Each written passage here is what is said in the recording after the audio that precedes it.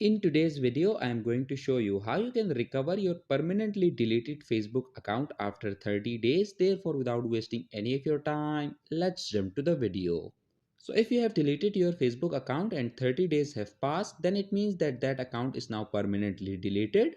So in order to recover such an account, what you have to do is to open your internet browser and in the search bar type facebook.com/support. Click on search. Now click on this back icon and then go to account settings. Scroll down and below this was this helpful tab, click on no and then click on other. Now in this box you need to briefly state the issue that you are facing. I would suggest that you just copy paste whatever I am writing here.